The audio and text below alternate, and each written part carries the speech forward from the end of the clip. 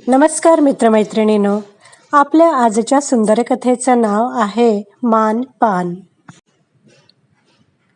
दारावरची bell वाजली आणि नुकताच चहा झाल्यामुळे किचन कट्टा आवरत असलेल्या रंजनाताईंनी इतक्या सकाळी कोण आलं असेल याचा विचार करतच दार उघडलं. येऊ का रंजनाताई?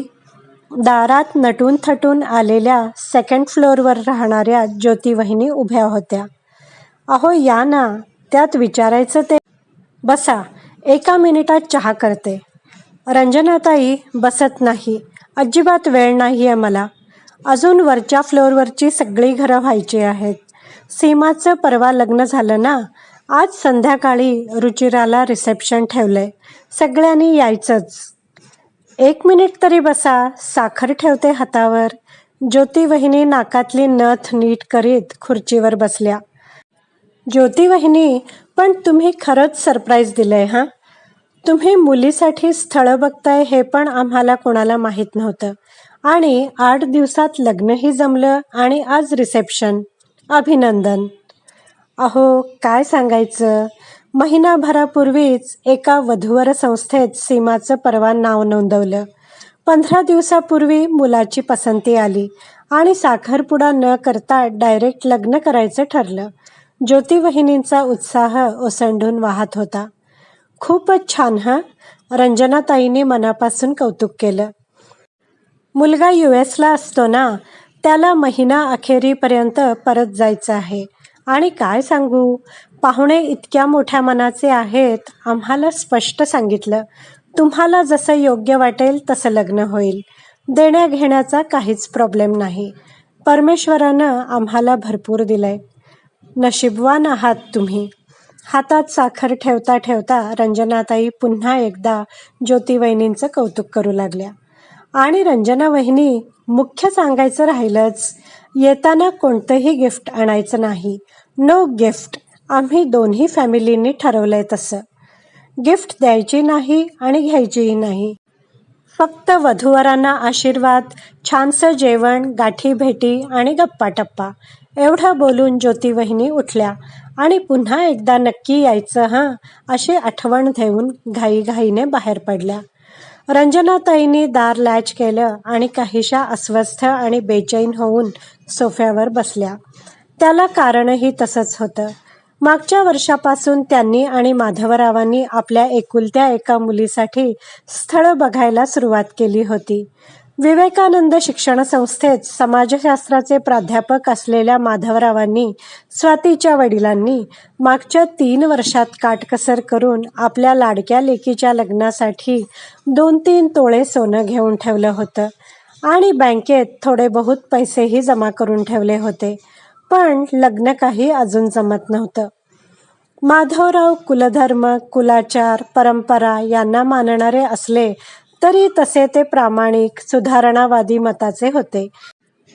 आणि समाजातील चुकीच्या प्रथा, चालीरीतींच्या विरोधात ते नेहमीच आग्रही असायचे. अगदी स्वतःच्या लग्नात रंजनाताईंचे वडील त्या काळच्या पद्धतीप्रमाणे आपण होऊन हुंडा देण्यास तयार असताना त्यांनी तो नाकारला होता आणि दोघांची ऐपत असतानाही साध्या वैदिक पद्धतीने विवाह केला होता. आणि एकुलती एक मुलगी असल्याने स्वातीचं लग्न ते जरी हौसेने करून देणार होते तरी मुलाकडच्यांनी काही मागणी केली, अटी घातल्या तरी त्यांना चीड येत असे. त्यामुळेच 2 चांगल्या स्थळांना त्यांनी नकार दिला होता. एका इंजिनियर मुलाने 4 चाकी देण्याची अट घातली होती तर एका डॉक्टर असलेल्या मुलाच्या वडिलांनी चक्क शिक्षणाचा खर्च देण्याची मागणी केली होती. आणि 3 महिन्यांपूर्वी सौरभचं स्थळ आलं तेव्हा लग्न ठरवताना पुन्हा तीच परिस्थिती, तोच पेच प्रसंग उभा राहिला होता. सौरभचं स्थळ एका नामांकित विवाह संस्थेकडून आलं होतं. पुण्यात स्वतःचा फ्लॅट, भरगच्च पगाराची नोकरी आणि दिसायला रुबाबदार असलेला सौरभ स्वातीला आणि घरातल्यांना सगळ्यांनाच आवडला होता. आणि विशेष म्हणजे त्याच्यापेक्षा दिसायला डाव्या असलेल्या पण स्मार्ट दिसणाऱ्या स्वातीला त्यानं पाहता क्षणीच पसंत केलं होतं. आजकालच्या पद्धतीप्रमाणे दोघांना एकमेकांच्या स्वभावाची, आवडीनिवडींची माहिती व्हावी म्हणून 8 दिवस एकत्र फिरण्याची, सहवासाची संमती देण्यात आली होती.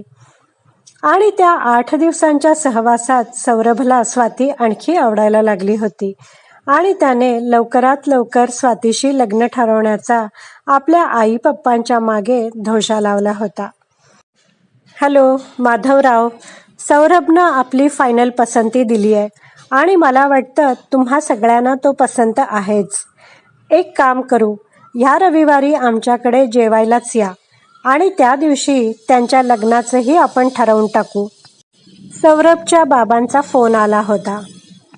सगळ्यांची जेवणं झाली आणि अजून औपचारिक बोलणी सुरू होत आहेच तोपर्यंत खास बोलाचाली करण्यासाठी कोल्हापूरहून आलेल्या सौरभच्या मामानं 7 तोळे सोनं, मानपान आणि दोन्ही अंगांनी लग्न करून देण्याची मागणी केली होती.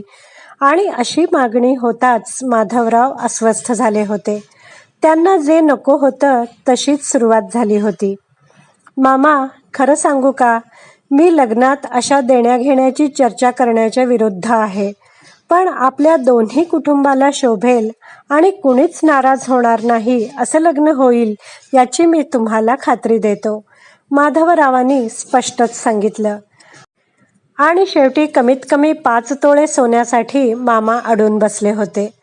माधवराव आपल्या म्हणण्यावर कायम होते आणि बैठक मोडण्याच्या स्थितीला आली होती. पण रंजनाताईंना कोणत्याही परिस्थितीत आपल्या मुलीला पसंत असलेलं इतकं चांगलं स्थळ घालवण्याची इच्छा नव्हती. त्यामुळे त्यांनी 2 दिवसात निरोप देतो असं सांगून ती मीटिंग संपवली होती. अहो, प्रत्येक वेळी असा आडमुठेपणा करून कसं चालेल? काही गोष्टी समाजात चालत आलेल्या रीतिरिवाजानुसार करायच्या असतात आणि त्यांनी रीतीला अनुसरून ती मागणी केली आहे. नाहीतरी आपण हौसेनं आपल्या मुलीला देण्यासाठी 3 तोळे जमा केलंच आहे आणि सासूबाईंनी लग्नात देण्यासाठी सोन्याचे 2 गोठ माझ्याकडे देऊन ठेवले आहेत. घरी आल्यावर दुसऱ्याच दिवशी रंजनाताईंची वादावादी सुरू झाली होती. हे बघ, माधवरावांनी शांतपणे उत्तर दिले. आपल्या मुलीला काय द्यायचं काय नाही तो आपला प्रश्न आहे आणि आपण हौसेनं देणार पण आहोत, पण ते प्रेमापोटी. पण जिथे व्यावहारिक देण्याघेण्यावरून अडवणूक केली जाते तिथं मी माझी मुलगी मुळीच देणार नाहीये. लग्न म्हणजे फक्त व्यवहार नाही, 2 कुटुंब आणि त्यांची मुलं मुली प्रेमाच्या ऋणानुबंधाच्या नात्यानं कायमचे एकत्र जोडले जाण्याचा, गुंफले जाण्याचा तो पवित्र सोहळा आहे. आणि अटी शर्ती ठेवून जेव्हा त्यांची सुरुवात केली जाते तेव्हा तो पवित्र सोहळा न राहता उघडा नागडा व्यवहार होतो आणि मनासारखं मिळाले नाही की पुढे आयुष्यभर त्याचे चटके टोमणे मुलीला सहन करावे लागतात. तो विषय आता तिथेच थांबला होता आणि कोणताही निरोप न देता इतकं चांगलं स्थळ हातचं गेलं याची हळहळ करत रंजनाताईंनी त्या दिवसापासून मौनव्रत स्वीकारलं. घरातल्या कोणत्याही विषयावर माधवरावांशी मोकळेपणे बोलणाऱ्या, त्यांच्या पावलोपावली काळजी घेणाऱ्या रंजनाताईंच्या चेहऱ्यावरचं प्रसन्न हास्य मावळलं होतं. त्या आता त्यांच्याशी कामापुरतं गरजेपुरतं बोलायला लागल्या होत्या. घरात एखाद्या फुलपाखराप्रमाणे वावरणारी स्वाती आता दिवसभर मोबाईलमध्ये डोकं खुपसून बसायला लागली होती. सौरभबरोबरचं लग्न मोडून 3 महिने होत आले होते आणि आज सकाळी आलेल्या ज्योती वहिनींच्या रिसेप्शनच्या आमंत्रणानंतर तर रंजनाताई जास्तच अस्वस्थ झाल्या होत्या. डोकं काही जड झालं होतं. रोजचा स्वयंपाक पण त्यांनी स्वातीला करायला सांगितला आणि बरं वाटत नाही असं सांगून त्या न जेवताच बेडरूममध्ये जाऊन झोपल्या होत्या. 5 वाजता नेहमीप्रमाणे माधवराव कॉलेजमधून आले. पण आल्याबरोबर 5 मिनिटातच चहा घेऊन येणाऱ्या रंजनाताई अजून समोर आल्या नव्हत्या आणि सकाळी ज्योतिवहिनी रिसेप्शनचं आमंत्रण देऊन गेल्यापासून त्या झोपल्या आहेत हे स्वातीनं सांगितल्याबरोबर रंजनाताईंच्या अस्वस्थतेचं बरं न वाटण्याचं कारण त्यांच्या लक्षात आलं होतं. घरातल्या बदललेल्या वातावरणाचा ताण आता त्यांनाही असह्य व्हायला लागला होता. माधवरावांनी आपली सॅक बाजूला ठेवली आणि ते बेडरूममध्ये गेले. बेडच्या कडेवर बसत त्यांनी झोपलेल्या रंजनाताईंचा हात हातात घेतला. रंजना, मागच्या 2 महिन्यांपासून मी बघतोय. तू सांगितलं नाहीस तरी मला माहीत आहे तुला काय होतंय ते. माझ्यावर तुम्ही दोघीही नाराज आहात हे आता मला जाणवते. ठीक आहे, मी सौरभच्या स्थळासाठी माझा आग्रह सोडतोय. उद्या तू सौरभच्या आईला कळवून टाक आपल्याला त्यांच्या अटी मान्य आहेत म्हणून. तुमच्या दोघींच्या सुखापेक्षा, आनंदापेक्षा माझी तत्व, माझा आग्रह फार महत्त्वाचा नाहीये. रंजनाताईंना आता गहिवरून आलं. त्यांनी माधवरावांच्या पापण्यात जमा झालेलं पाणी हळुवारपणे पुसलं. अहो जाऊ द्या, तुम्ही नका स्वतःला त्रास करून घेऊ. जे झालं ते झालं.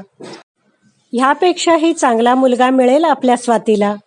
माधवराव काही बोलणार इतक्यात दारावरची बेल वाजली. माधवरावांनी जाऊन दार उघडलं. समोर सौरभ उभा होता. माधवरावांना धक्काच बसला. सौरभ, तू? सरप्रायझिंग. ये ना, आत ये.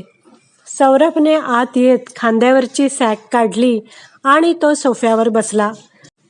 अंकल, तुम्हाला आधी न कळवता आलोय, सॉरी. पण इकडे एका कामासाठी आलो होतो आणि मला तुमच्याशी पर्सनली बोलायचं पण होतं. डिस्टर्ब तर नाही केलं ना? सौरभ एका दमात बोलून गेला. अरे नाही रे, आरामात बोल. स्वातीने आणलेला पाण्याचा ग्लास त्याच्या हातात देत माधवराव म्हणाले. आपल्या त्या मीटिंगच्या दिवशी कंपनीच्या महत्त्वाच्या कामामुळं मला अचानक कंपनीत जावं लागलं होतं.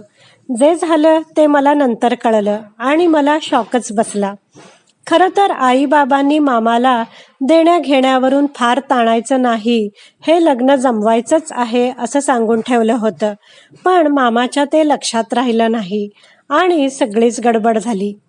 तुमचा निरोप आला नाही त्यामुळे मी मग स्वातीला फोन केला होता आणि तिनं मला तुमचं म्हणणं डिटेलमध्ये सांगितलंय. अंकल, तुम्हाला जसं वाटलं तसे माझे आईबाबा नाही आहेत. खरं तर मीटिंग करायचाही आमचा विचार नव्हता आणि एंगेजमेंट कधी करायची याबद्दल बाबा डायरेक्ट तुमच्याशी बोलणार होते.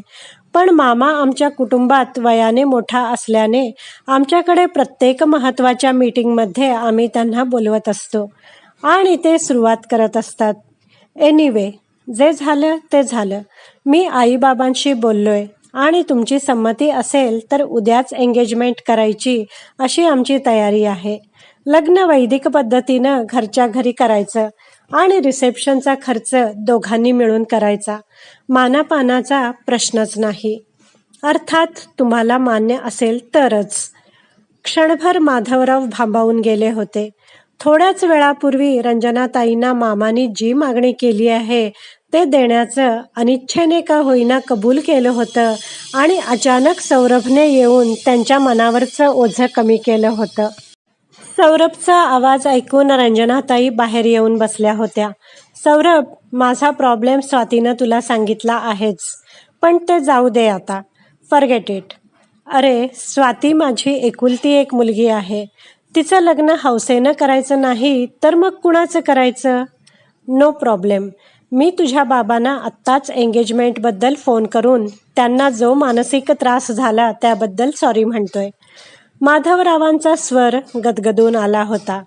पण अंकल, मामांची आणि आईबाबांची नसली तरी माझी एक अट आहे आणि ती पूर्ण झाली तरच हे लग्न होईल. आणि अट म्हटल्यानंतर माधवरावांच्या चेहऱ्यावरचा आनंद मावळला आणि ते प्रश्नार्थक नजरेने सौरभकडे बघू लागले. समोरच बसलेल्या रंजनाताई पण कावऱ्या बावऱ्या होऊन गेल्या. टेन्शन घेऊ नका.